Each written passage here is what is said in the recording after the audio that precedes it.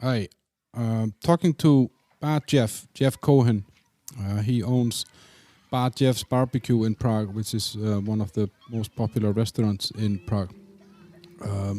Jeff has I don't know, almost 40 years of experience or 40, yeah, 40 years of experience in gastro. Worked in over 100 restaurants, participating in opening 16 restaurants around the world. And he has cooked for Mick Jagger, Bill Clinton, Gerald Ford, Jimmy Carter, and a lot of other famous people. He told me his story, how he got from Florida, where he grew up, to eventually to Prague through a lot of random decisions. Told me how his mom taught him everything about drugs that there was to know. After she found out that he was stealing her wheat and getting stoned, 11 years old. Quite a story that the guy has, and he has a very simple view on how he wants his restaurant to run. So we talked about all this and how the COVID thing has, affected the business and how they have adjusted to that, and with home deliveries and stuff like that. Very interesting talk, very enjoyable guy, and very straightforward, no secret there. A little bit about the sponsors before we start. The Old Bar Prague, check that out online. Home delivery, takeaways, great stuff, oatmeals and skyr. And then Alfred Jobs, alfred.cz, where you find your dream job. You can set up in the app. There is an app in the App Store, Alfred Jobs. You can find jobs that are relevant to you, and you don't have to browse through thousands of jobs. Alfred does that job for you and sends you the relevant ones. Available in Czech, Slovak, and English. Enjoy, guys.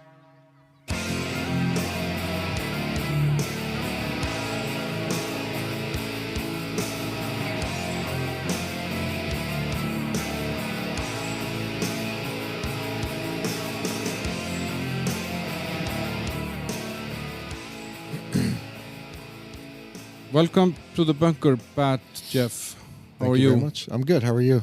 Very good. I forgot to take pictures of us before. We need to remember that We after. can do that. Yeah, sure. We do like a before and after photos. You're the owner of Bad Jeff's Barbecue, and I used to visit your restaurant. Obviously, now with COVID, I haven't visited any restaurant for a while.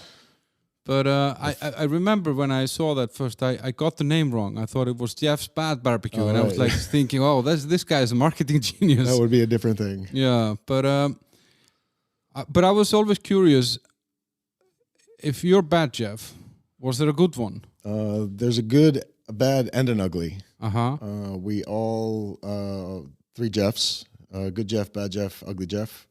And we all used to hang out a lot together in the late 90s, early 2000s. And some friends of ours got sick of Hey Jeff and all three of us turning around. And so one of a good friend of ours, Ukrainian friend of ours, Sasha, decided that you're good, you're bad, you're ugly. And the nicknames just stuck. We all three still live here. And the names seem to fit our personalities a little bit. We're all still pretty close. We all talk quite relatively often. Ugly Jeff is Jeffrey Martin. He runs Prague 360 Cities. He's a photographer. They do he does like panoramic and photography. And good Jeff is Jeff Smith. He's an actor.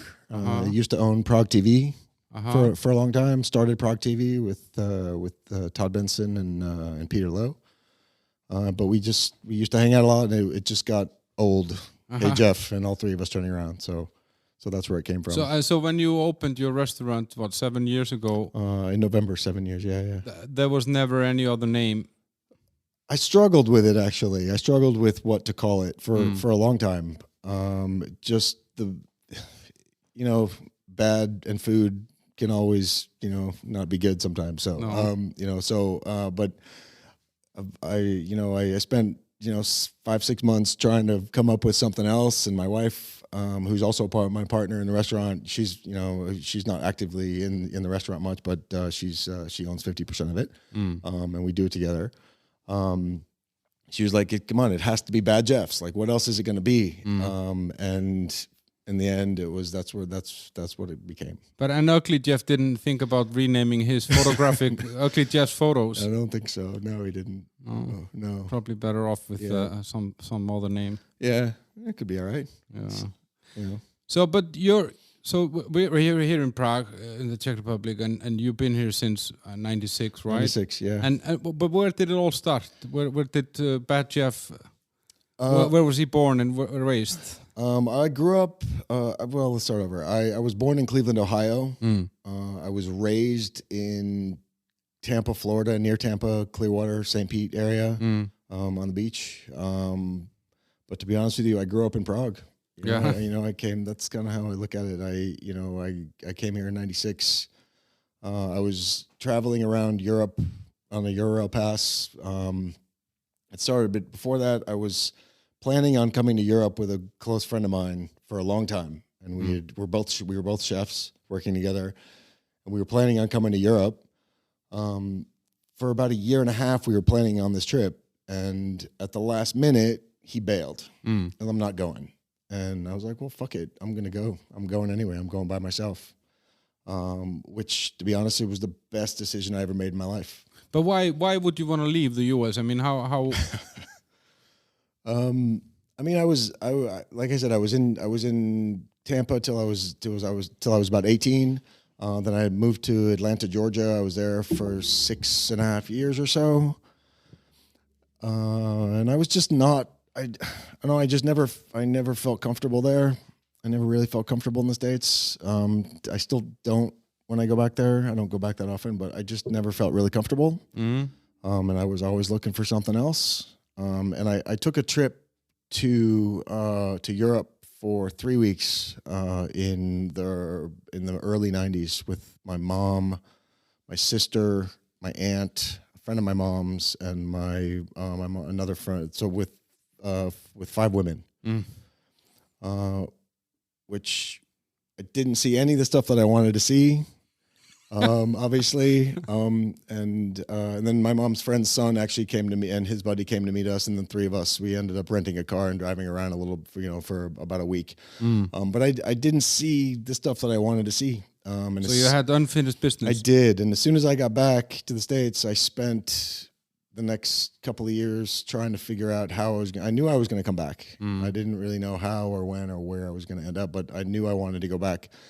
And I spent the next couple of years working, saving up my money, and to come back to Europe. And I was working at a restaurant in Atlanta, Georgia, with some friends, and we were living together and moved into this new apartment. And when we signed the lease, I was like, "Look, I'm going to be leaving eventually. I don't know when, I don't know how, I don't know where I'm going, but I'm leaving soon, eventually." And they're like, "Yeah, whatever. Okay, cool." And, and it was, I think we lived together for about 6 or 8 months. And, every month paying rent, it's like, well, this might be the last one. And for about 6, 8 months. And finally I was like, all right, guys, I'm out of here. I'm leaving. This is my last month's rent. I had a one-way ticket to Amsterdam, flew into Amsterdam, terrified, no idea where it was going to lead me, and spent, how long was that? I was in Amsterdam for a while, for I think about maybe 6 or 8 months or so. Had a really good time in Amsterdam. I love Amsterdam. I'm a big fan of that city. But I started to get in a little bit of trouble, as you do in Amsterdam. When you're Bad Jeff, you do bad stuff. I was bad before I got the nickname, to be honest with you. So, I was doing a lot of drugs. I started to get a little bit strung out, and I was like, I got to get the fuck out of here. And I had been traveling around Europe before that, a little bit, and I went to Pamplona, Spain. I ran with the Bulls a couple times, and I did a tour around Europe for a little while.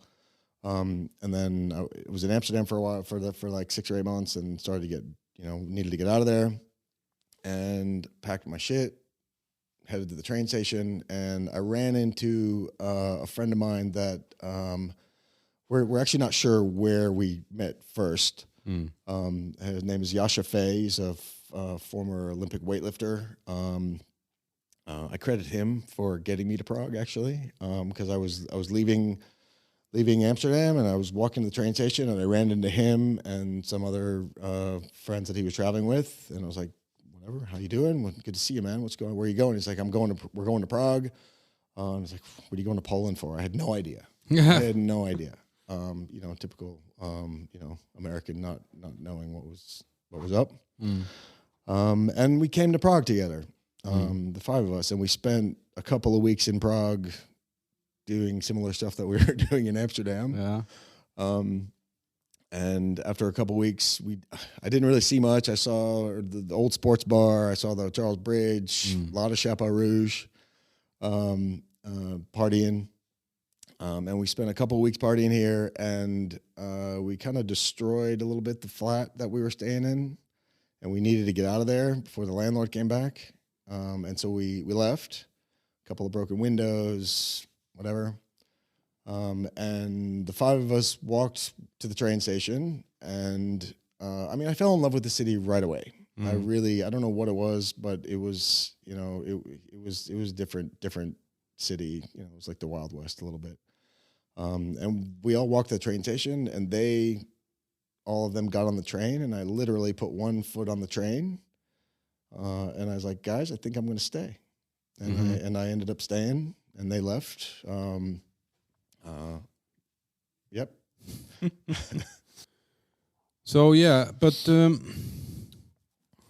what about like you end up here somehow with this is kind of random. It absolutely was. But and at that time, are you chef already? You've been cooking already. Where does that start? That starts when you're young, right? I grew up in a family. Everybody cooks.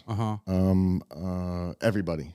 My grandparents, both sides. My father was also a very good cook. wasn't a professional chef by any means, but he was a very good cook. My mother is an amazing cook. My sister as well. And I grew up in a family around food, and we were always, I was raised Jewish, and we were, my grandparents were quite religious. My great grandparents were very religious, and they were having 6 or 7 hour long Seder dinners for Passover, and and they were cooking all day or for days, and my parents. My mom had a restaurant in Johns Pass Village. She won the Budweiser Chili Cook-Offs 2 years in a row in St. Pete, Florida, with her chili recipe, and won about $75,000 in the early 80s, or mid to late 80s or so, and decided to open up a restaurant called Maggie Mae's Chili Parlor. Which is famous, I think, right? It was relatively. It wasn't there very long. She had. It was. Johns Pass Village is it's a tourist area that in St. Pete. So she opened Maggie Mae's Chili Parlor. She had it for I think 6 years, and then they had a bit of an explosion in the restaurant from a gas cooker that was hooked up improperly. And she never got open again. But her chili is pretty famous. And did you then, as a kid, were you cooking? Were you involved in some of those? Yeah, my aunt and uncle also have a restaurant. Had a restaurant in Buffalo, New York, for about 57 years, I believe. And it was a kosher deli. They were a staple restaurant in Buffalo. And my aunt, their daughter has her own restaurant. It's called Risa's. It's also in Buffalo. And I just grew up around everybody cooks, and I grew up around cooking, and I was cooking, kind of washing dishes in my mom's restaurant when she had it, and started started cooking at a pretty early age with my dad, and we, it was a pretty easy transition. I started my first real job in a restaurant was at my best friend's father's seafood restaurant in Dunedin, Florida. Started washing dishes and very quickly started as a prep cook and just kind of transitioned into and I I love cooking, I love food, and it's just something that it was a no-brainer. It was just and there was never any other, it was obvious for you that you would be in gastro or food. I think so. I grew up in a baseball family as well. I would have loved to be the starting shortstop for the Cleveland Indians, but that didn't work out because I couldn't really play baseball. It's their loss.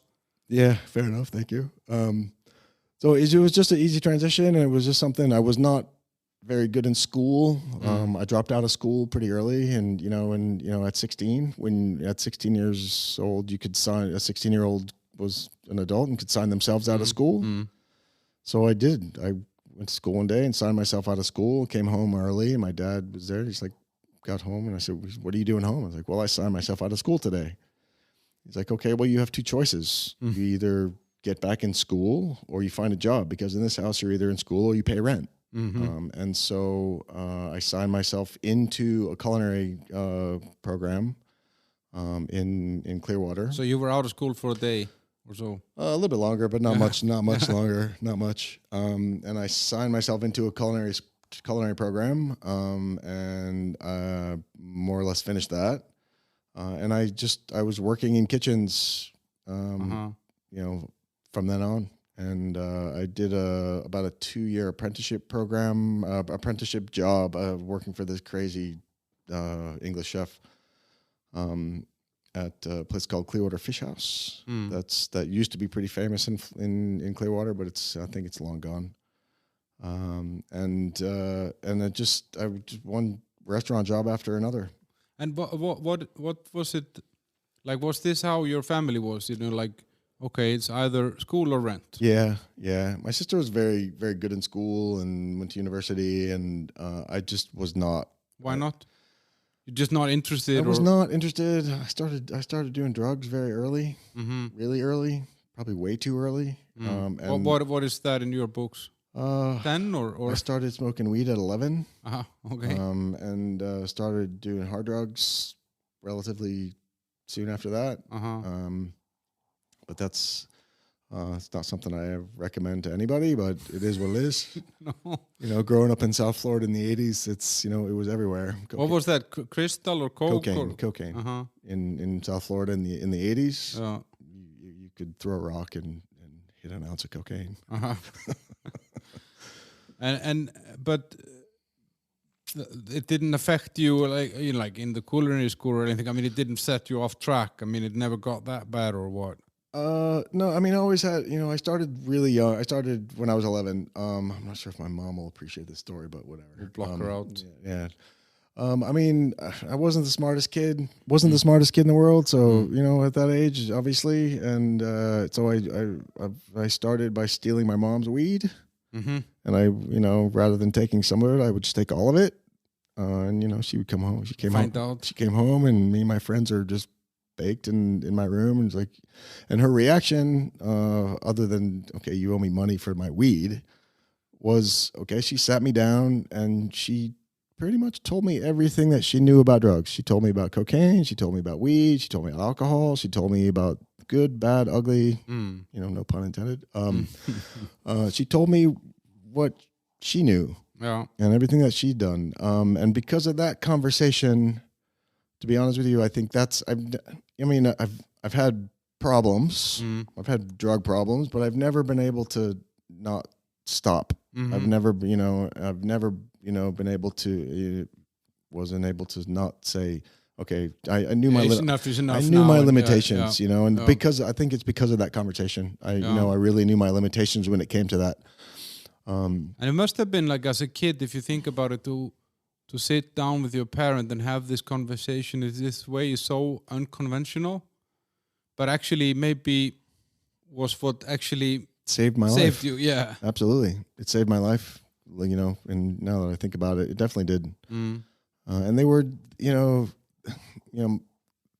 it was like, look, we're going to raise you, teach you what we know, and we're going to teach you to make the decisions. You make the decisions, but and we're going to give you the tools that we can give you, and let you make your own decisions. And that was my same with my sister as well. But we were pretty self-sustaining.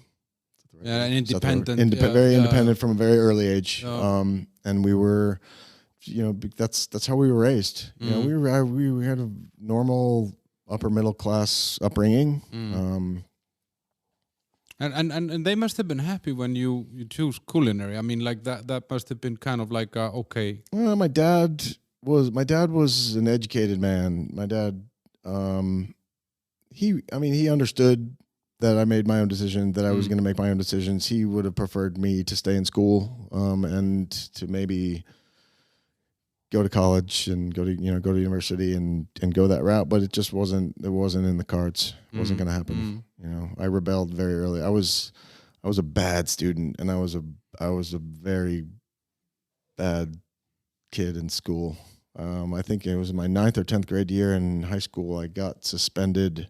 I went to a big high school of over 2,000 kids, Dunedin High School. I think it's my 10th grade year, 9th grade year. I got suspended more than any other kid in school. And what were you up to then? I mean, what kind of things were you? Smoking weed in the parking lot, talking back, not giving a fuck. Making my own decisions. I just didn't care. It wasn't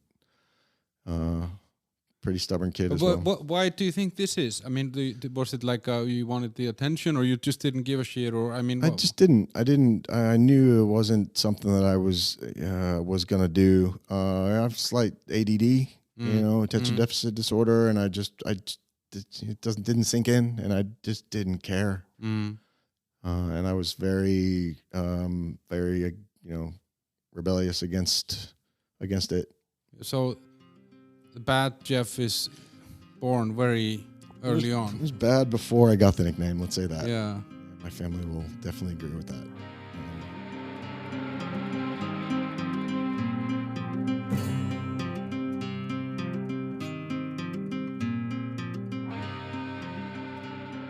But and then so there's no other route. I mean, like you're doing something that you like, and I think you told me, or if I read it somewhere, that you worked in over 100 restaurants. Something like that. Yeah, I lost years ago. I tried to count them, and I got to over 100, and I got I'm sure there was a few more in there. In Atlanta and Georgia, Georgia, and Florida, and I moved around a lot, and to different restaurants. It's a very transient type of industry, and you work at a place, and Florida's it's a tourist place, and it's very it's seasonal. So I would work for 6 months here, and I would go somewhere else. And then, you've been involved in some capacity in opening 16 different places, or 15, 16 different places. Something like that, yep. Was there any, I'm just curious, because it's a big number of places. I mean, have you ever walked into a restaurant job where you just knew that something was off? I've never, in a restaurant that I thought something was off. Yeah, or you could see that it's I still do. I'm not able to walk into a restaurant and not pick it apart. I'm not able to. I have to. I see things that most people wouldn't see, and they jump out at me. And I'm very. What's the word I'm looking for? I'm very critical of restaurants. Yeah. Because I can see what's wrong with them as soon as I walk in. I say, you got any example of something that where you were working in the States, for example, where you just knew that this is never going to work, or I don't know, they they didn't care about quality or there was the a food lot portioning or whatever. I mean, the most important thing in a restaurant is consistency first and quality. And I think what I do is not rocket science. But I think going into it, if you look at it that consistent and quality ingredients, but consistency is the most important thing for me. This is why, the most successful restaurant or, McDonald's and the fast food places is because you know exactly what to expect 100% of the time. And 99% is not enough. It's 100% or nothing. And so there's a lot of examples of that. I walked into restaurants, from a pretty young age, from 18, 19 or so, I would go after a job. I don't think I've ever applied for a job that I didn't get that I wanted, because I've, culinary wise, I've always been able to back up what I said. And I always cared about, that was drilled into me pretty early, quality and consistency. So I go, if I go for an interview, I've always looked at it as that I'm interviewing them. They're not interviewing me. It's always been like that. And I always show up early. Yeah. But so you don't have any juicy story for me that, I don't know, that you found the owner sleeping in the fridge or, or something like that. Because I mean, this gastro has been kind of at least in the past was a little bit of a Wild West, right? Yeah, sure. I mean, it's a different thing now. I think chefs like Gordon Ramsay and what these guys are doing are, they're more celebrities than they are chefs. Although I have, Gordon Ramsay's, the guy's got more Michelin stars than anybody else in the world, or has had. But I mean, I've worked at restaurants where, the line cooks were, stepping off line to do rails on the, in the office and just stepping on take over kid, this kind of stuff, and stuff like that. But it's as I say, I just wish I remembered more. Yeah, but I'm curious about that also because, like you're saying, I mean, like you start smoking weed at 11, and then you progress into harder stuff. In culinary and gastro, there's a lot of drinking and drugs. Tons of it. I mean, it's kind of like I don't know. It just comes with a job somehow. Sure. It's part of it. It is definitely part of it. And if you don't have a iron constitution, it'll run right over you. But again, I get that conversation with my mom was, I always knew my limitations and I would never let it get too much of me. So I think, but I was focused on, on food and learning things about food at a pretty young age. I think, I collect cookbooks, quality cookbooks, and I, bit of a sponge when it comes to learning new cuisines and this kind of stuff. And I've worked with every kind of food you can imagine. I made pizzas for many years and barbecue and Italian and Spanish and you name it. I've done it in the restaurant world. Except in the back of the kitchen, in the back of the house. I've literally, I think in my life I've worked maybe 2 or 3 shifts in the front of the house. And that was, I did a short bit at Hard Rock Cafe here in Prague, and I had to do, part of my training was to do a couple of front of the house shifts. I hated it. I don't, I belong in the back. That's my wheelhouse. But you mentioned Gordon Ramsay, and I'm curious because I was when I lived in Iceland, I used to work in a wholesale company. We were actually supplying a lot of restaurants, and during that time there was this kind of transition happening. There was we had a national team of chefs, and I could see that the industry was kind of cleaning itself up somehow. There Absolutely. And so that was maybe the first step. Then the chefs became superstars somehow, TV personalities, and I guess this has changed everything, right? I mean, like the awareness of food and culinary and restaurants and stuff like that. Yeah, well, I think in the 70s, 80s, anybody, there were pirates that were they were cooks, but they were like pirates. And I think, that world, it was a different world. And I think, early 90s is when things started to change a little bit. And, celebrity chefs started getting their foot out there and realized that, people realized that you could make real money doing what we do. If you're good at it. And if you're a personality, you can make a lot of money. You make a lot of money writing books, making cookbooks, this kind of stuff. You brand yourself. Absolutely. Yeah. I'm a huge fan of Julia Childs. Like I was watching her TV shows when I was quite young. I would watch them with my parents because it was just it was about food and I was into it. So, but now I think it's gone a little bit too far. I think I have a lot of respect for Gordon Ramsay as a chef. But the TV shows that he has, the people he has on those shows are bullshit. Like those are not a good reflection of what we do. But is this does it somehow reflect the reality though in terms of like all this screaming and yelling and stuff like that?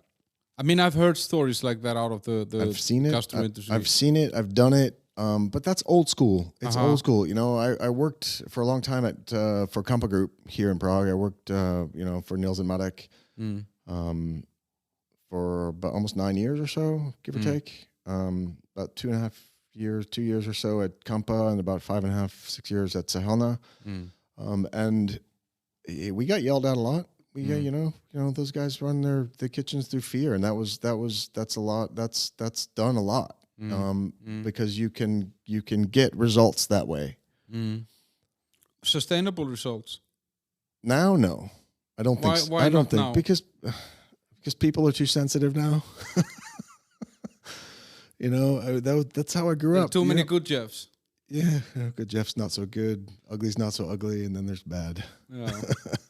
No, but I'm exactly this what you're saying. I mean, I'm wondering if those tactics. I mean.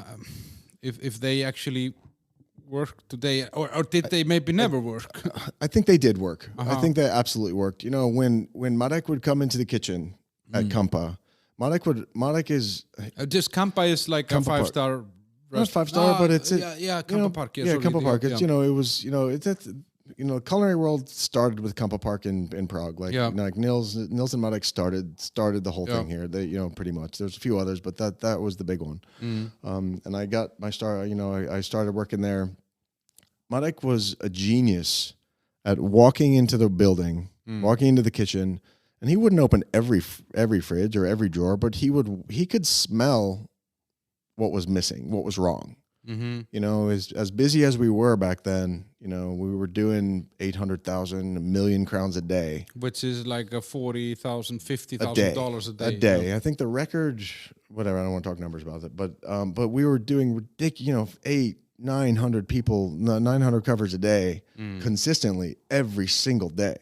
And the way the system was there is that you open for lunch from 11 to 4, I believe it was. And then from 4 to 6, you take a break to set up for dinner shift. And then from 6 till close. And Marek would come into the building. Everybody, we all knew it when he walked in. Because he kind of ran his restaurant through fear. He wanted, people come in and it's like, you fuck up, it's your ass. If you're not going to do, you do the job or I'll find someone who will.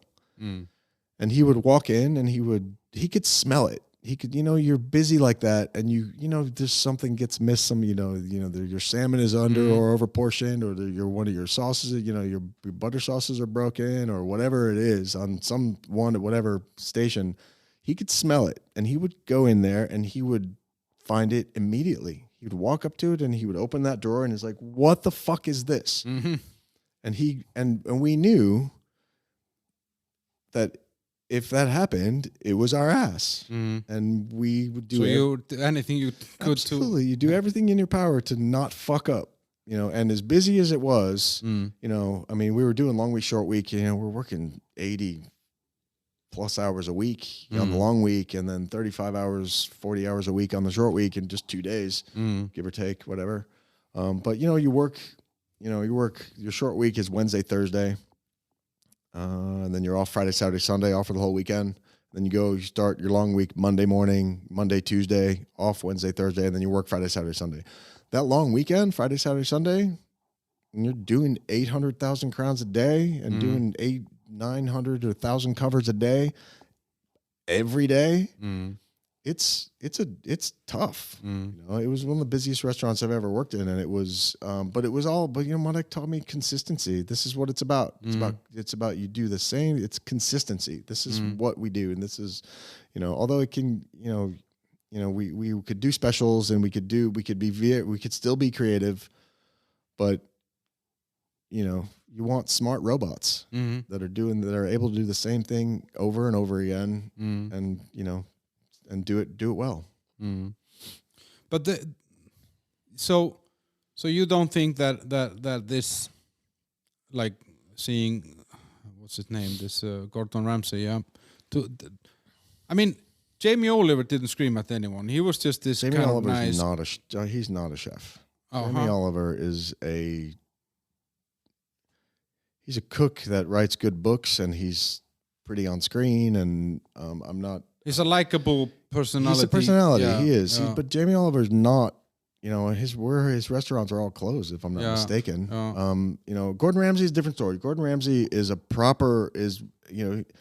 he has had more Michelin stars than any other chef in the history of the world. You can't take that away from him. You can't, and that's screaming or not screaming. Absolutely. But there's lots of other chefs that don't do that.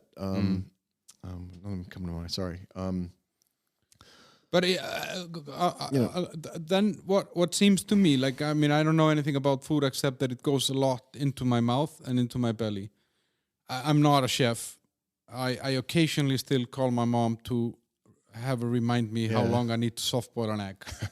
But what seems to me in some way happened is that, the industry kind of got cleaned up. It became a celebrity industry in some way. And then we started bringing in, let's say, civilians.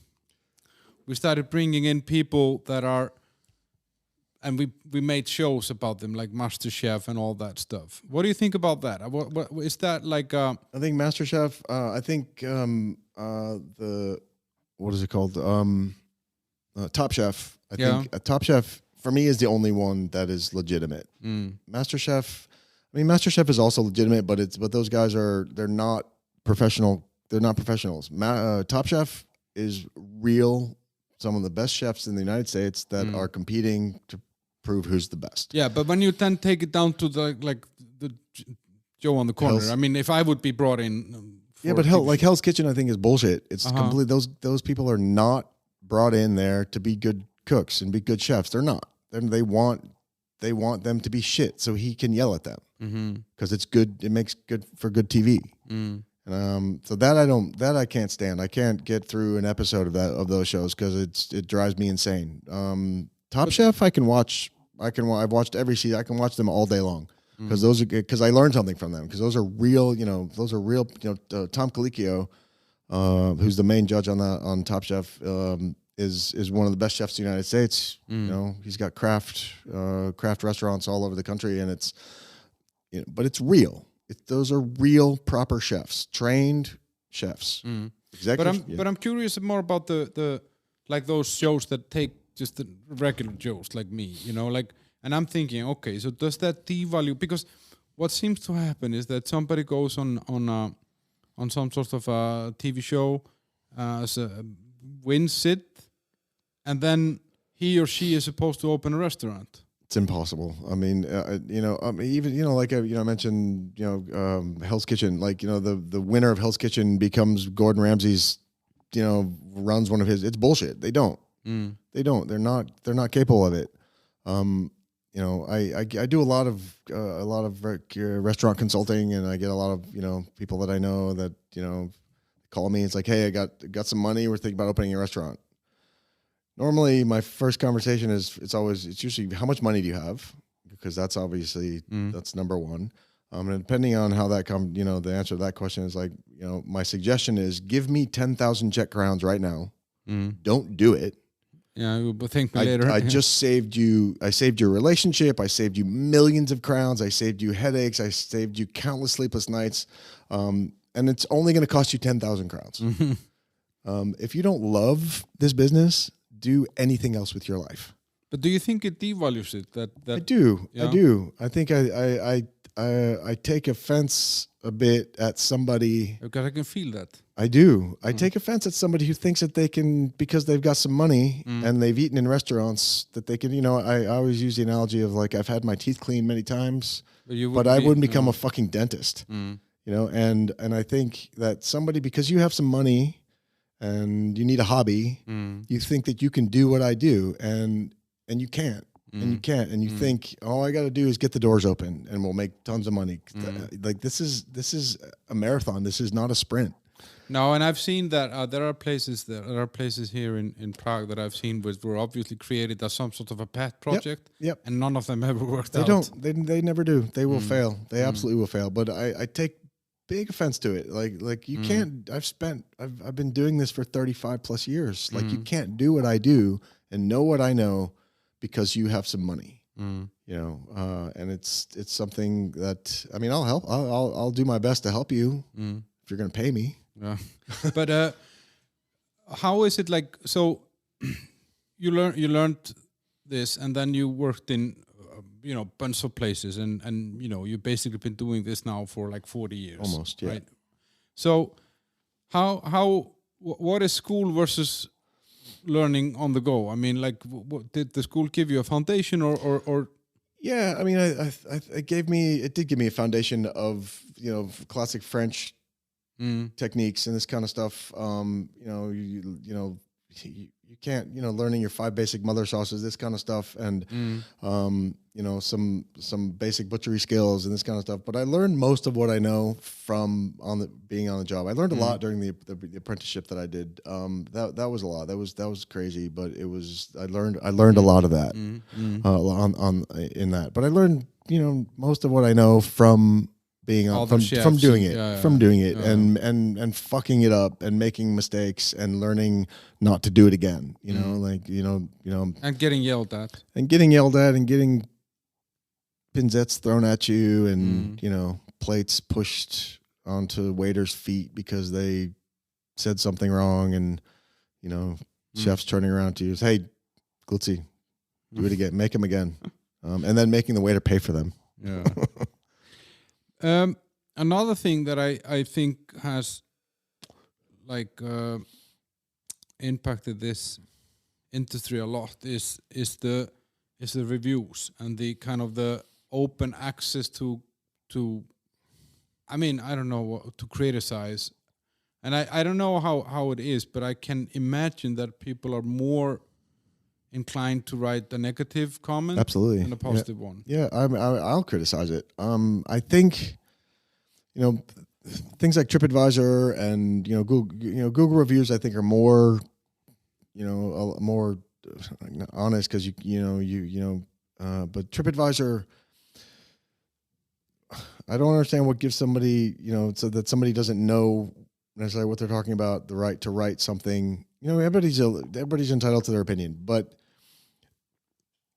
I put everything into my restaurant. I put a lot into it, and my team we work really hard. And for somebody, the bad reviews hurt much more than the good ones make you feel good. We get, we on TripAdvisor, before, pre-COVID, we did really well on TripAdvisor for years. We got up to number 2 or 3 for 6 months, a few years ago. But I would look at it every single day, every day, and I would check the review. We were getting reviews, 5-10 reviews every single day.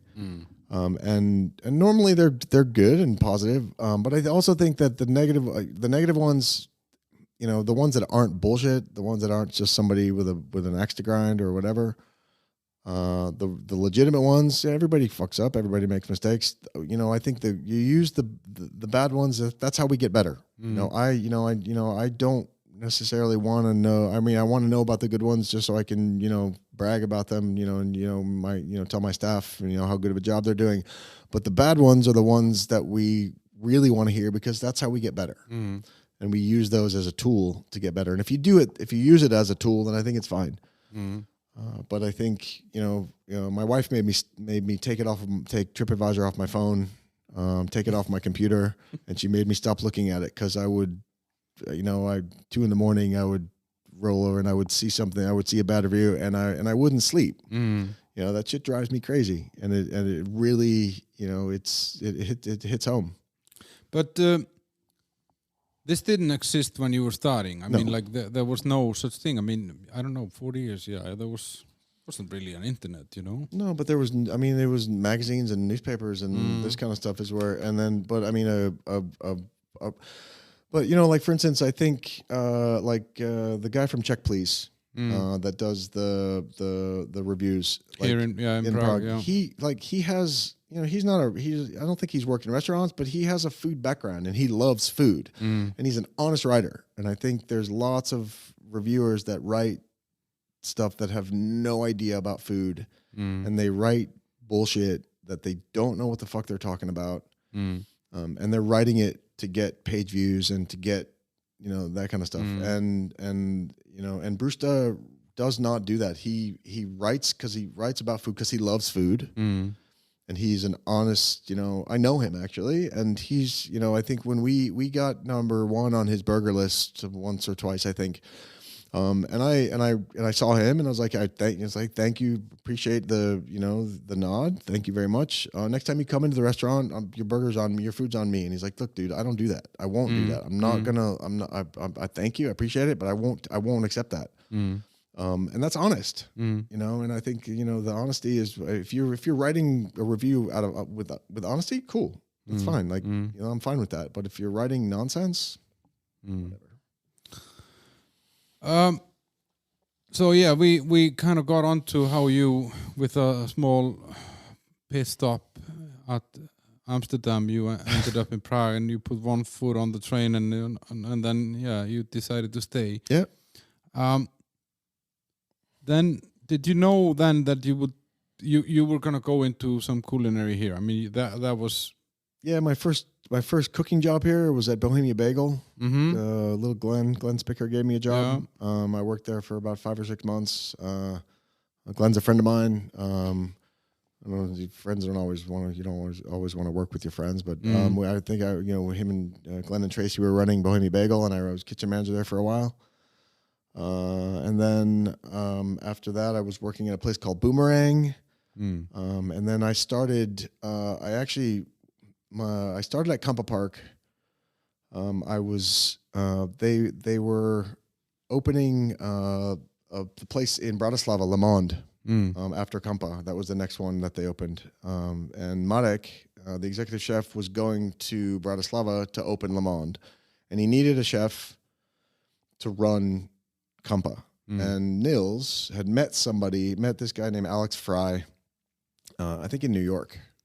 Alex was a really an up and coming young chef working for John George in New York that Nils met, and he was like, "Look, my chef is going away for a little while to open our next place. I do want to come to Prague and work and run Kampa Park for a while he's doing it." And he did. And Alex came here, and I met Alex at a party, and we were both chefs. And we started talking. He's like, "Look, I'm running Kampa Park," and I was my jaw. I was like, "Okay, fuck, I would love to work there." And he's like, "Well, come, let's talk." And he hired me, and I worked. I worked there. I think that was '99. And Alex ended up. Alex was a great chef, but he was a cunt. And he treated his staff really bad, even worse than most. And he didn't fit here, and everybody hated him. And he lasted, I think, 5 or 6 months, and they fired him pretty much. And I had been working on the line for that time. And Marek and Nils asked me to stay. and I ended up working for them for almost 9 years on and off for about 9 years. I think I was maybe to this day. I think I might be the longest tenured foreigner to work for them. Okay. And I was there.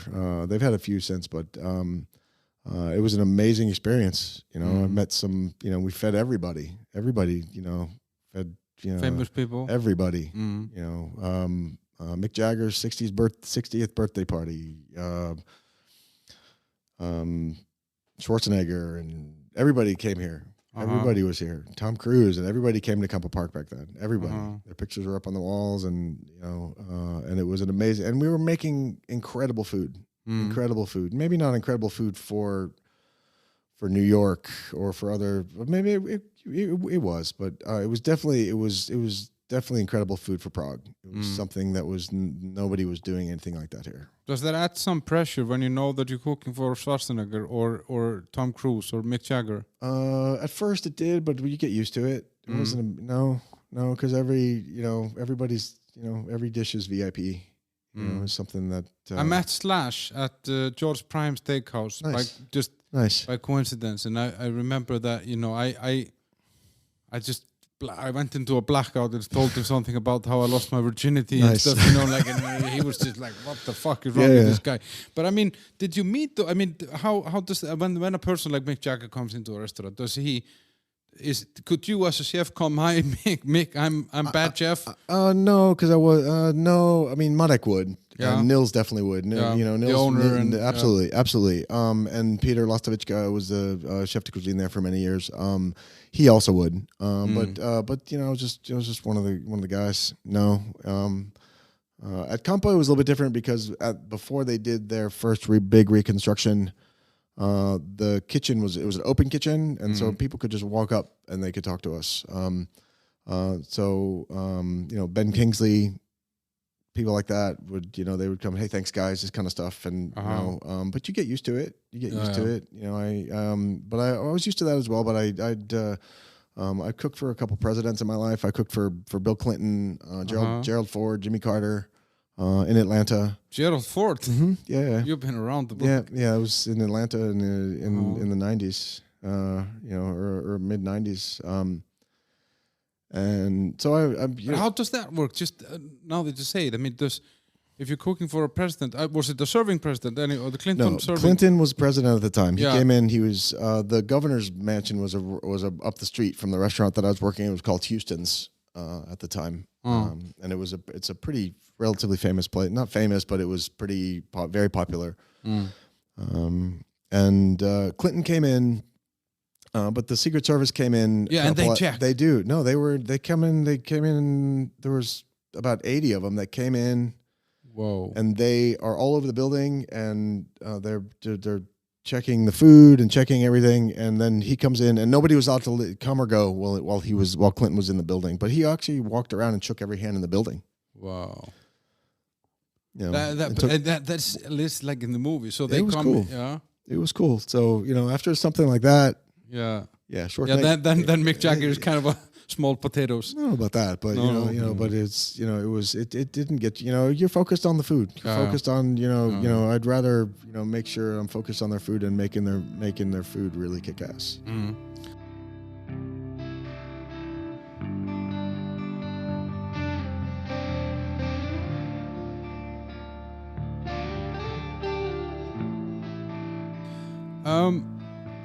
So yeah, let's go back to Prague. So you worked for these guys for 9 years, and did you work for Hard Rock Cafe here in Prague? I did very shortly. But how does that work? Because I've often been curious about those, as you mentioned earlier, that one of the things that corporate world is everything is very I hate it. Yeah, me too. But I spent most of my time there though. But you mentioned that McDonald's has this consistency, and I guess one thing that those places are good at, like Hard Rock Cafe, is to have everything, kind of all processes and everything in order, right? Yeah, I don't think Hard Rock started out in the 70s as a different thing, and it was it was about the food was a different part of the game. Now that's it's all about merchandise, it's all about getting them in, get them into the building, Sell them on overpriced t-shirts. Get them a burger and get them to buy a fucking t-shirt. You know, Hard Rock buys 2 million pieces of a t-shirt, for 60 cents a piece, and they sell them for fucking 25 euros, So it's all about, that's what Hard Rock Cafe is about. But they do have this, like, whenever somebody comes in, he should get the menu in 10 minutes, and he should They do. be, I mean, there's these processes. I've worked for places like that before Hard Rock, that cared that the food was more important. The food in Hard Rock is not good. So it's not even a good school, you would say. I mean, like, it's not necessarily a good school for someone. I was working at a restaurant in Žižkov. I was executive chef of Mood for a couple of years, and my wife and I just had our first kid, and I was working 75, 80 hours a week. I was making great money, but I was just exhausted, and I was sitting in my office one day at Mood, and I was like, fuck, I can't do this anymore. I'm just, I haven't seen our baby, for a while, and it's like, I need to fucking do something else. So I went online, and I actually went to Craigslist Prague, and I saw an ad for Hard Rock Cafe, and I sent an email right there, and they called me back immediately. They called me back while I was sitting in my office at Mood, and we did an interview. I don't know. My experience with Hard Rock was it was short. It was a good experience to see what the corporate world was about, because I hadn't really done it before. One of my best friends, Theo Smith, I called him and was like, hey, what do you think about me going to work at Hard Rock Cafe? He's like, dude, you're going to either love it or you're going to fucking hate it. And if you love it, it's just because you're making, but I was making great money. I was making, really good money. I was working 40 hours a week. I was home a lot. They sent me to Amsterdam for 6 weeks for training. Back to Amsterdam. Yeah. Different trip. Yeah. But the corporate world is something, What did you hate about it? What did you hate about that? It's a numbers game. It's all it is. It's just about numbers, and I think it's, they make a lot of money, which it's, which I can respect that, but it's not about the food. They hired me as I was the first sous chef in Europe. For Hard Rock Cafe. They have some sous chefs, because it's all kitchen managers and assistant kitchen managers. There's no sous chefs. In the States there are, and I was the first sous chef they hired in Europe. And they were, it's not about the food. It's not about the food anymore. It's about, the experience, but that can be cool. And the Hard Rock Cafe here is an amazing space. Yeah, the beautiful building, nice amazing, layout, amazing. And I met some really cool people there. I met some not cool people there as well. My general manager Ivan and I met there. Actually, that's one of the things that I take from that. He's been with me for going on 6 years now. He's an integral part of my team. I couldn't do it without him. But the corporate world is something, it's new. It's different. It's not for me. It's not something that I really understand. I don't spent a lot of time counting frozen burgers. Then a little bit a lot on Bad Jeff's on your restaurant, because that's the first restaurant that you opened that is entirely yours, right? Yes. And I guess, was that like, I don't know how is that like when you start up your journey in culinary? You're 16, you sign into that course, so you don't have to pay rent. Yep. Postponing the inevitable, because in the end you had to pay rent somewhere. But was it always like a dream to have your own place? Is that something that you set up with? Yeah, I knew I would do it eventually. I was afraid to do it. It took me a long time. We've been, I've been in this business almost 40 years. It took me 30 plus years to open my own place. I think the hard part for me was transition. I was executive chef for a bunch of places over the years. I have a fine dining, mostly fine dining. That's my background. The hard part for me was transitioning from executive chef to owner. It took me a couple of years to really figure that out, because it's a different thing. It's not, if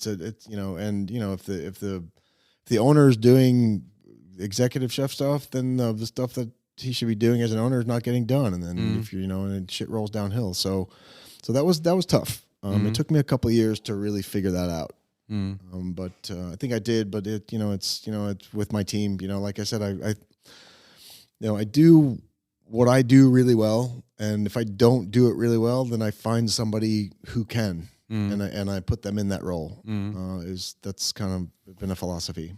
But and the concept, Bad Jeff's Barbecue, because I mean we're talking about a global audience here that don't know. I mean, yeah, it's not only Prague; it's everywhere. But what's the concept?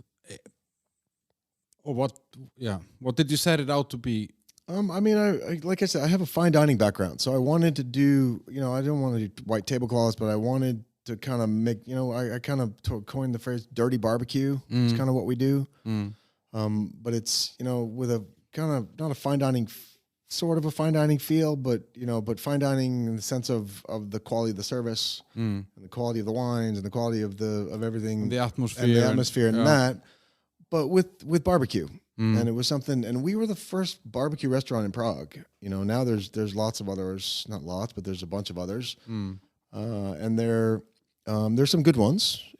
We don't the type of barbecue that we do. I have a smoker, but we only mainly use it for our wings. The other barbecue, the ribs and the brisket and that kind of, we braise them, and it's just kind of always how it's a method that I've always done. It's a lot easier. We use dry rubs that I've worked on over the years, and.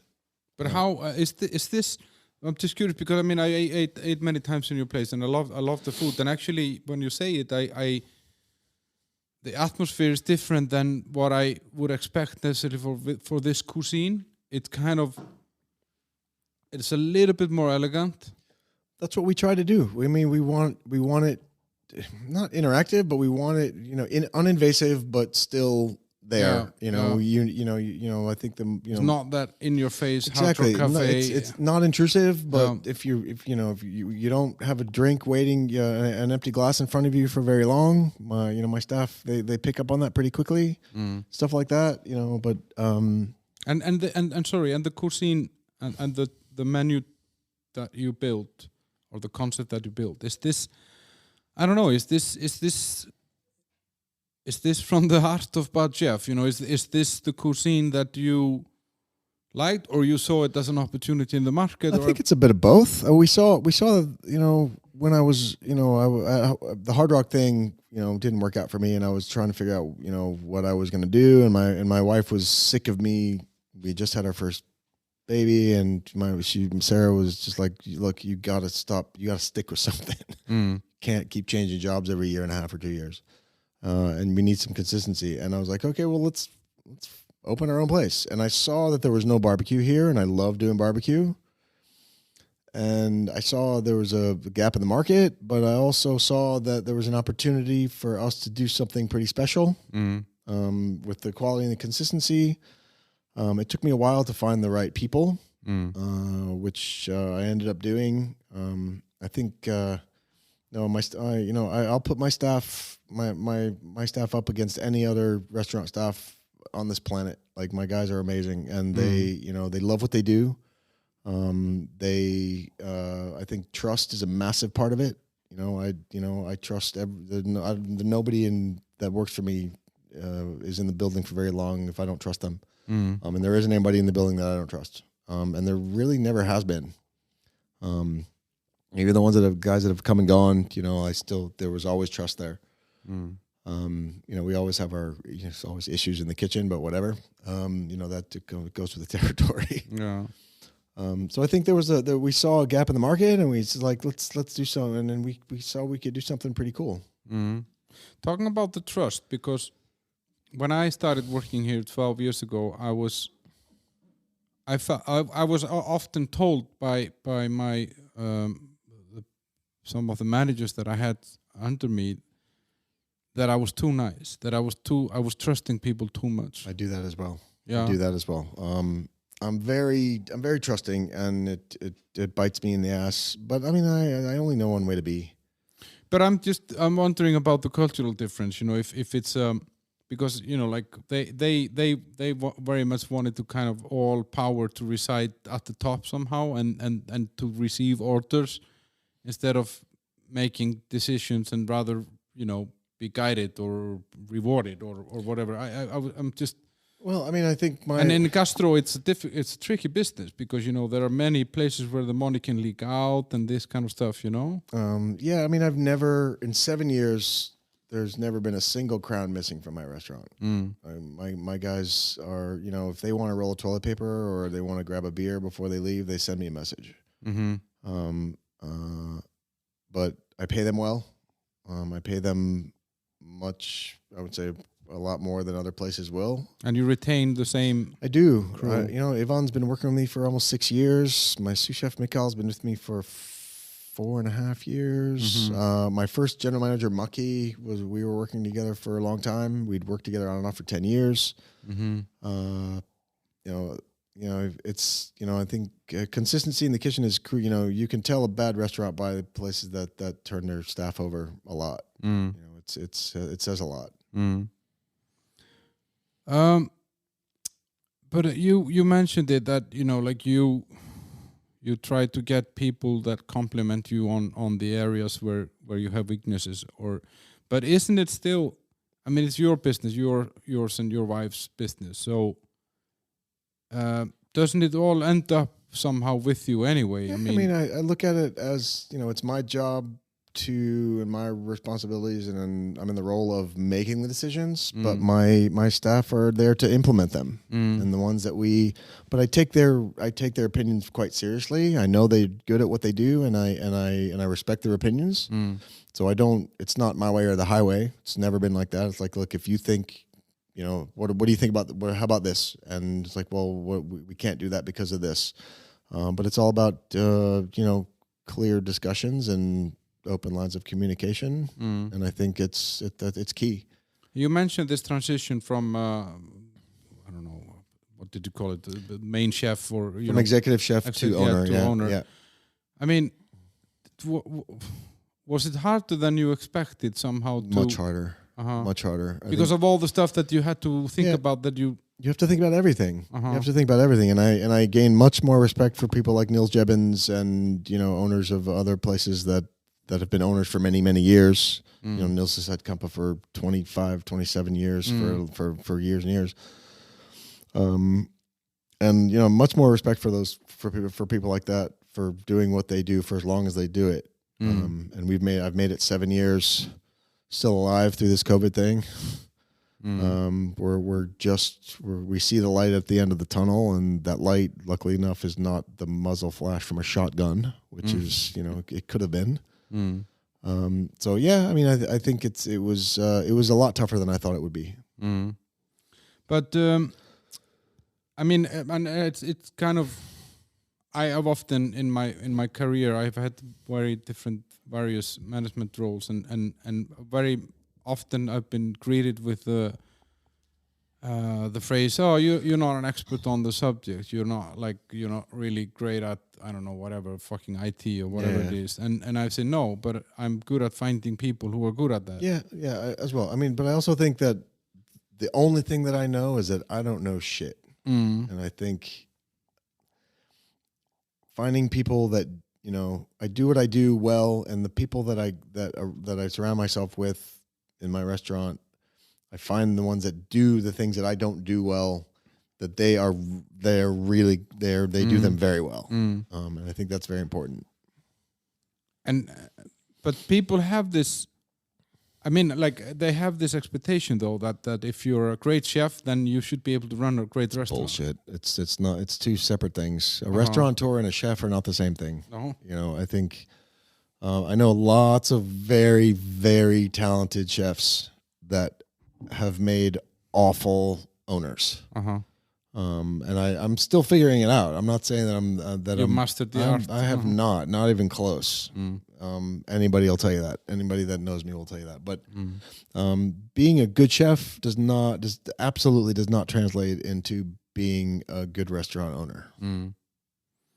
I've always been curious about, like, I had in my earlier life, I had suppliers in the US that were sending me vegetables to Iceland, which I was selling onwards, and they were also supplying restaurants in around Boston and those areas, and it was such a hard competition there. It was really like they were pricing, the margin was in cents. It was never in, and it was always high volume, low price, but high volume. It was all about just sweating the assets. Yeah.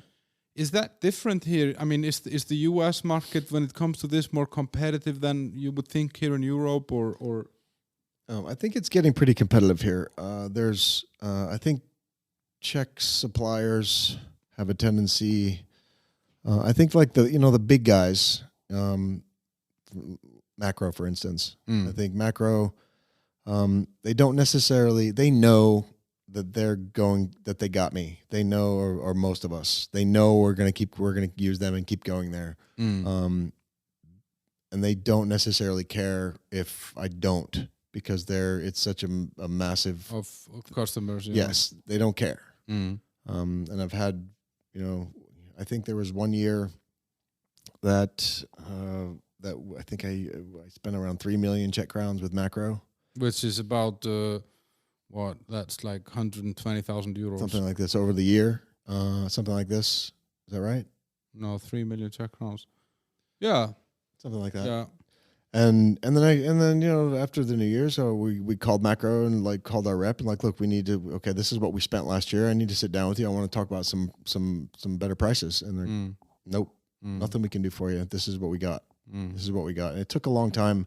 And then that next year I spent like 300,000 Czech crowns because I just out of spite, just like, well, if you're going to tell me to go fuck myself, then I'm going to tell you to go fuck yourself. But do you think this is changing? I think it is. I think it's getting more competitive. Definitely. I think there's companies like Elite Foods. I think there's a lot of other suppliers that are they're more customer orientated, and they will do their best to work with you. We work a lot with Elite Foods with Lee Broster at Elite Foods. And Lee's always, in the year and a half that we've been working with him, or so a couple of years that we've been working with him, there's never been an issue that he couldn't fix. He'll deliver it himself on a Sunday afternoon if he has to. But good luck getting some of these other suppliers to do that. Yeah, they don't even answer the phone. Some of them. It's true. But this this idea, I think you mentioned it earlier, that like people come to you and tell you that they want to open a restaurant and they maybe spent all their life working in an office. So I think somehow we have this. Maybe it's with everything, I don't know. At least it with some industry. But I think gastro for sure has this kind of romantic, like, oh yeah, it would be great to have a small cafe and blah, blah, blah. And then you spend a fortune building that cafe and then you find out that you don't know how to do it. I mean, did you have this romantic vision or what do you think of this? No, I had a realistic vision of it because I've been involved in restaurants forever, and that's all I've ever done. So I've seen good, I've seen bad, I've seen ugly. I've seen really well-run restaurants that still didn't work. And I think you have to be very lucky. Timing is everything. But I think there's only a few things that need to go wrong for it not to work. And there's 1,009 things that need to go really well in a certain order for it to work well and make money and be successful. So there's only a couple things, not many things have to go wrong for it to completely go tits up.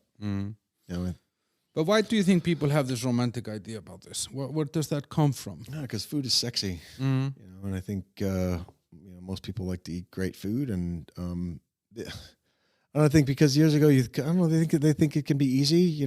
I mean, I have back trouble because I've been standing on my feet for most of my life, and it's a tough business. It's not an easy, being just as a chef, not an owner, but as a chef, it's a young man's game.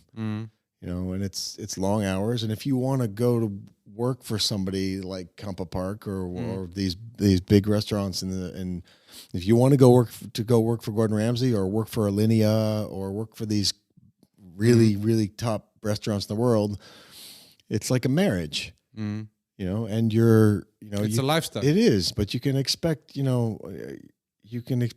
work for one of these chefs that, if you're gonna 2:00 in the morning and the chef needs you to go get up early and go shopping the next morning, then you need to do it. It's part of the life. If you have a dog to walk, good luck. Yeah. If you unless your girlfriend or your wife is in the business, good luck. You're not going to see her. So that's something that's it's 16-hour days sometimes at Campa. When I was there, I was working 16 hours a day. How is it now as an owner of your own place? I mean, I guess you might not be there all the time, but you're always on. I'm there every day. I'm there. I'm most of the times I open up in the mornings. I'm very rarely there. I'm never there the last to leave anymore. But for the first 2.5 years, I was there every morning, and I was there all day every day for 2.5 years. Now it's different. Now but I have a team that I trust, and I don't need to be.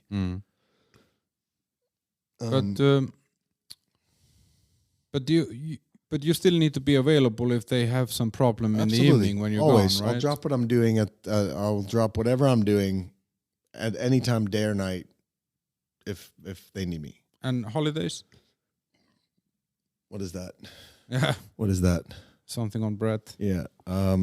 But you don't close the place over summer. You don't have any. We used to. We used to close for a few weeks in the summer, and then after New Year's we would close for a couple weeks. But I stopped doing that. Now I just let my staff take You're their the holidays. first guy that burps on my. Did I? Yeah. But it's great. I love it. It's a culinary. Maybe it's from my lunch. I don't, as a chef, I eat like most chefs. I don't necessarily eat what I'm capable of cooking. I don't eat. You eat on the run. I do. I eat shit. I eat shit most of the time.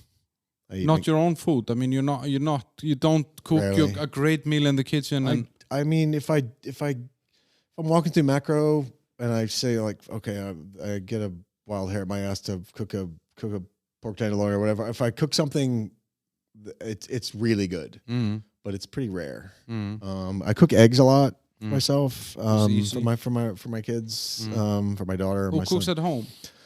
My wife does, kind of. We eat out a lot, or we order in a lot.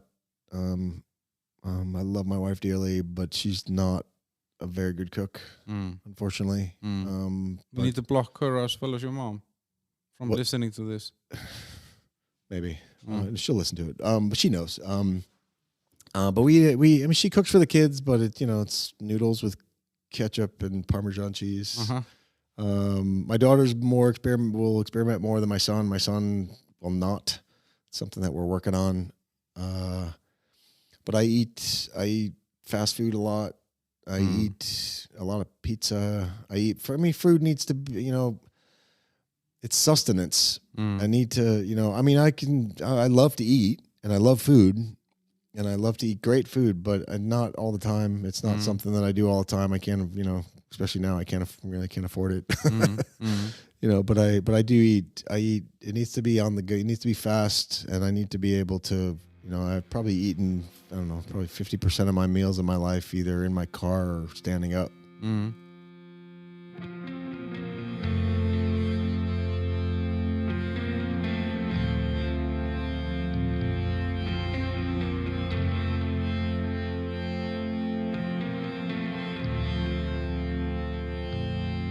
But you're describing. I'm thinking now. I'm just reflecting a little bit on what you've been telling me. That like there's long hours. There's a lot of pressure. There is external pressure from the customers. Obviously, the suppliers can be shitty. What's not to love? Yeah, I'm thinking. What's in it for you? I mean, why are you in this? What do you like about this? It's it's the only thing that I really do well. I guess. I mean, I love it. It's all I've ever done. But is it the people or the novelty of cooking something? I mean, what's the? I mean, I guess I don't know. If you do a bacon burger 5,000 times, it maybe. I mean, I think we experiment a lot with our, with specials and stuff like. Maybe if I give my stuff, my kitchen guys more freedom to do that. I love owning a restaurant. I mean, it's just something I love working in restaurants. I love being around. I love the lifestyle. I always have. It's like a cult in some way, like, or not a cult, but like it's like a crowd that you belong to it somehow. It's a lifestyle. It's all I know. It's all I know. It's all I've ever done. And it's just something, and I've always been, and I'm good at it. So you wouldn't see yourself going and doing something else? No. I can't imagine what. Maybe restaurant consulting. No. I'm working on a couple new projects now. Can't go into any details about them yet, but they're coming. And they're restaurant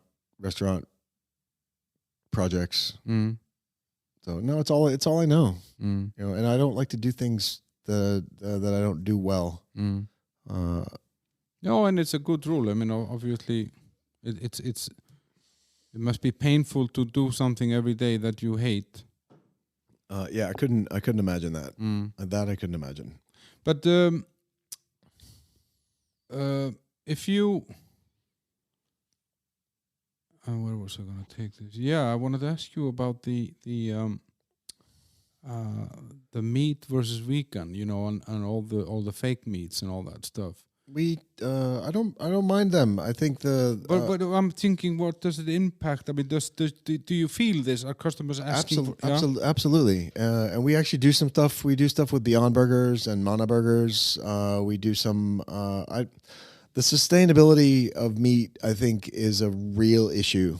And I think the impact globally and the environmental issues with it are real. So I understand. I can't remember what was the chef that recently of 11 Madison. He changed it to vegan. Just all no meat, no fish, because of the sustainability issues. It's real, and I think I've been hearing for a long time that, for instance, tuna, which I love tuna. That the tunas have been so overfished over the last 20, 30 years that within another 10 or 15 years, there won't be any more tuna left. I remember going back to Kampa when I worked, most of the time I worked there, I was working because Kampa and Sahelna and Nils and Marek, they do meat and fit. They separate the kitchens, meat side, fish side, and then cold kitchen stuff. And for most of the time I was there, I was on the fish. And that's when I worked on the fish side for a long time, except for the last couple of years I was there. But and I think when I first started working there, we were getting whole halibut that were 3.5, 4 feet long. Like I don't know how many massive fish. The last year that I was there, which was 2007, I think, 2008, I think, something like that, whatever. I remember we were getting halibuts that were only a meter long, and they were tiny, and they were babies. And I think the sustainability of it, it's definitely a real problem. But now, I mean, because I think. First of all, I think it's. I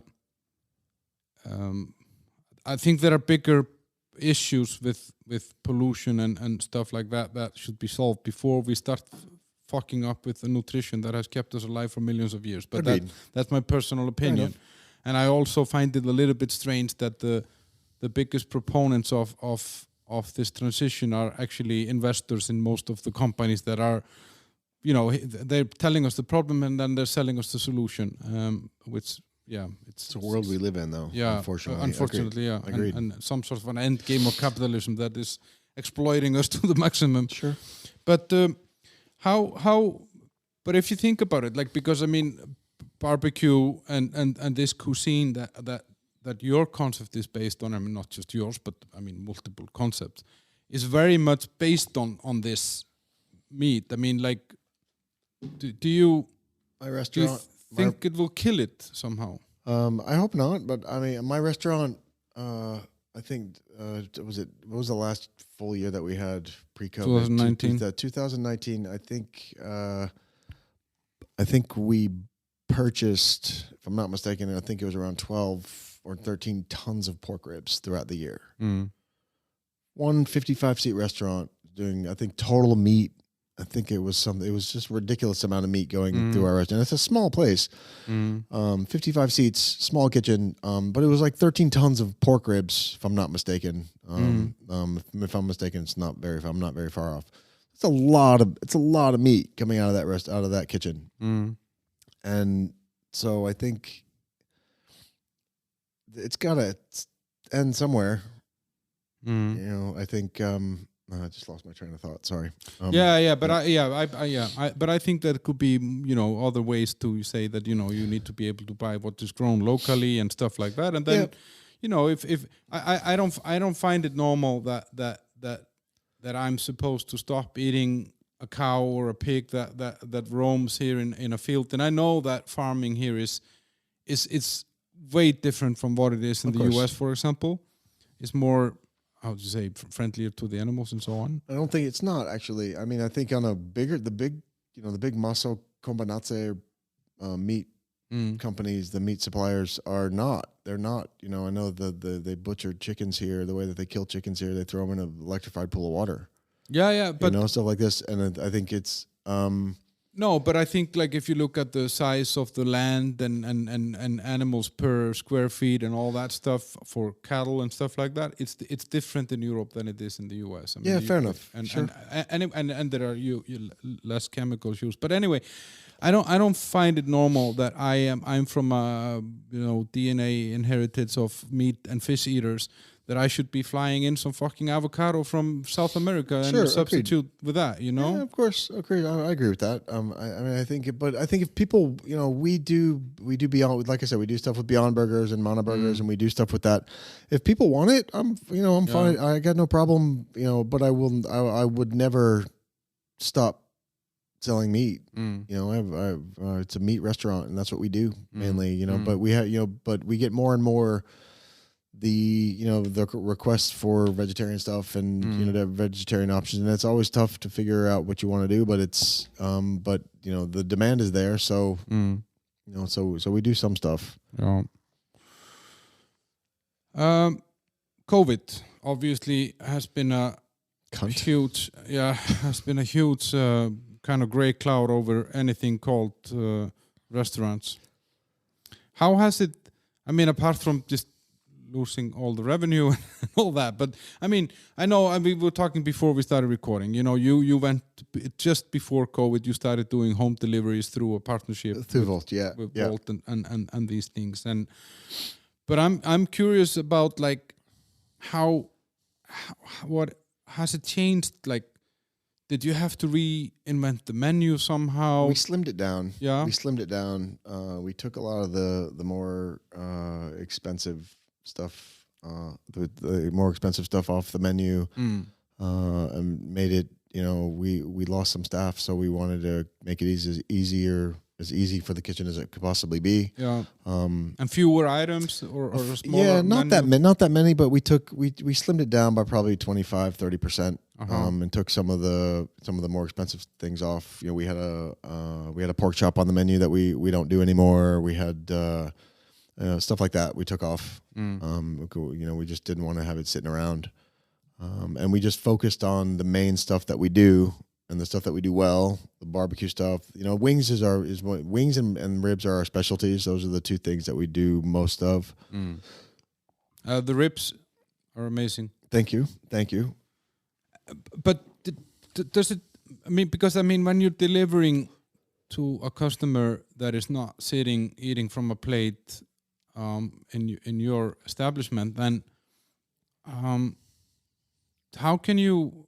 I mean, did you do some changes to make sure? Okay, I'm gonna not have this item on the menu because it doesn't travel well. Yeah, like we don't like French fries, for instance, stuff like that. We we'd still do them, but we would rather not because they don't travel well. The stuff that doesn't travel well, we took it off. The stuff that doesn't last long, we took it off. I mean, my guys are quite good at at packaging the stuff correctly, and the delivery companies have gotten better through COVID of getting stuff to the end user as quickly as possible. I think what is great about COVID is that prior to COVID, a non-Czech speaking foreigner would not have a chance of getting a job here. That's true. Yeah. And they're all working at Bolt now, driving. Yeah, it's everybody in the restaurant business here I know is looking for staff now. Obviously, we're getting ready to open up in a few weeks. Everybody's looking for staff now, and the massive percentage of them have the restaurant people have gone to driving for Volt, Amiello, and Liftago. I even know some restaurant owners that they make more money now driving for those services than they made from their restaurants. I definitely would make more money doing it. I'm not going to do that though. And what about people's behavior, like the buying behavior? I mean, did you see some trends some interesting trends through this that you saw? People are eating more burgers, or I don't know. Was there anything notable? Well, we've had a pretty loyal clientele. I mean, I think in 7 years, our clientele has been. It's usually around 25% Czechs. It's probably around another 35% expats, which I don't have to do anything to get them because they know my food, they know the cuisine, they know my reputation, and then the rest was tourists, which are obviously all gone. But our clientele have been very loyal. And they've been keeping us going. They've been amazing. Thank you. And they've a lot of the neighbors, the people in the neighborhood they make a point to keep ordering from us because they know, I think, a few months in, we made a point of, maybe we should have shut it down, but I was, I don't know if I would have been able to get it back open again. And I wanted to do, my staff, I'm responsible for feeding them and paying them, and I wanted to give them. And they've been with you for a long time. And they have, before, and I wanted to make sure that I could keep as many of them as I could, and still, provide the same quality of stuff that we've always done. Maybe we could have shut it down, but we wouldn't have gotten it back open. I don't think I would have been able to. So we made a point of making a pretty big post on our social media about like we're here, we're gonna do what we can to get through this. We're here for you, and this is kind of how our attitude was. We want to keep this going, and my staff, my staff is the last thing that a lot of times they think about before they go to bed, and the first thing they think about in the morning is, what can we do to keep Bad Jeff's going? And this is, and I've been very lucky, because of that. So, and we're almost there. We're almost there, almost at the finish line. Another thing with this trend, because first of all, I wonder if it's here to stay. If you think, because like now, out of this is like I don't know what you call it, like paradigm shift somehow. That like food delivery in Prague was shitty until a little bit better before COVID, but COVID kind of accelerated that rapidly, and now versus 8 years ago when I was ordering food home, it's a totally different experience. And I'm pretty sure that there are people that are comfortable with spending more time at home. They can work from home, etc. Do you think that if you think about the proportion of home delivery of your business in a normal year, if that ever comes again, do you think it's gonna grow? Do you think? Yeah. I think a percentage of it will stay. I think people are unfortunately, they've gotten used to ordering at staying and eating at home. But I think the food delivery, the logistics of it is very complicated. Like I think I think Volt does a really good job of the cooperation and the communication that they have with the end user and with the restaurants. So you think that based on the how the food delivery has advanced during COVID, that it kind of enables it to continue? I think it will continue to some extent. I know people are dying to get back out into restaurants, and people want, for all the restaurants, of course, we're hoping that that's the case, that they're going to get back out and order and stay at home less. But I think it will. I think it will stay to some extent. And I'm curious a little bit about this because now one thing is to run a restaurant. You get your customers into your establishment in on the floor. You have them in the seats. You get to see them say goodbye. You get that instant feedback. You don't have that with the delivery somehow. There is a bigger disconnect to the customers. Are you worried about this? Does it affect you somehow? Not as much, because I think, like I said, we have a pretty stable clientele and a pretty loyal clientele, and we are in contact with them a lot, and we ask them when we see them, and when we see we see a lot of people order from me regularly.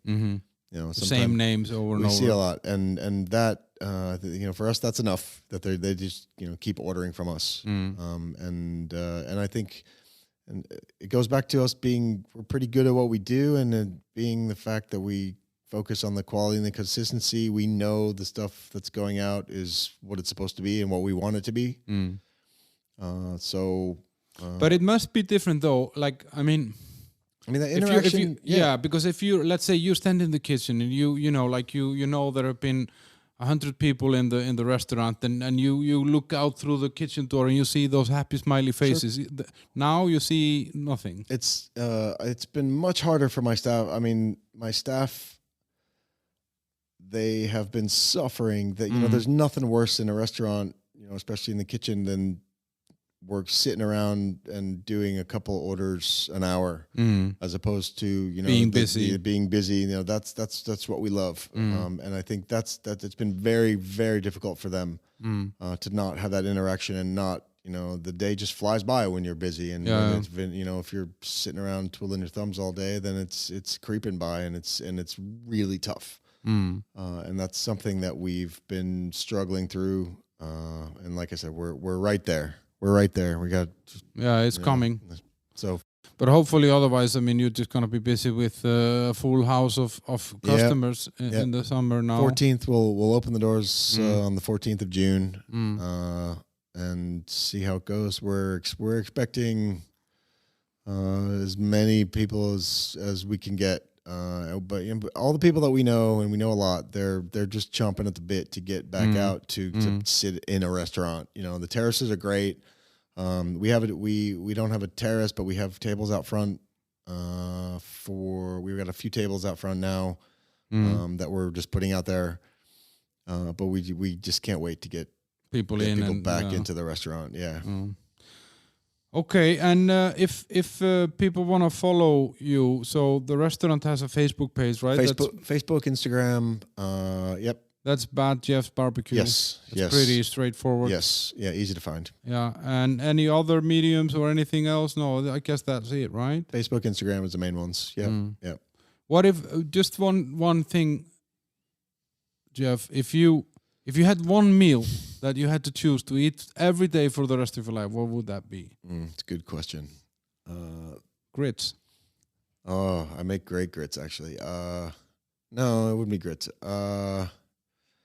There was when I keep going back to Kampa group stuff. At Sahelna, we had a pizza oven there, and we had a pizziolo that Marek brought in from Italy to make pizzas.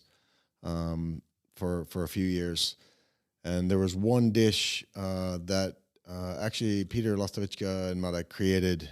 It was a foie gras pizza. Oh shit! And it was a starter pizza, so it was small. So they took the dough, pizza dough. Yeah. They would cover it with pear chutney. Then they would bake it in the pizza oven for a minute or so, caramelized. Bring it out, put the foie gras on it, big chunks of foie gras on it. Finish baking it. Take it out, some mosh salad and a really nice balsamic reduction. I could eat that all day, every day. Okay, that's a lovely dish. I'll join you on that one. So yeah, I think, guys, been a pleasure having Jeff here. He isn't as bad as I thought, but follow the show on Facebook, The Bunker Prague, I think it's called. And Instagram, The Bunker Prague. No, on Facebook it's The Bunker. How the hell did we end up here? On Instagram it's The Bunker Prague. And rate, review, send feedback, tell me about cool people, and go to Bad Jeff's when it opens in June. Please. You're probably going to be listening to this in July or August even. Cool. So, but then go back in time and come back to the 14th of June and go to Bad Jeff's. Jeff, it's been a great evening with you, or afternoon. Yeah. Thanks for coming. Thanks for having me. This was great. Goodbye, guys.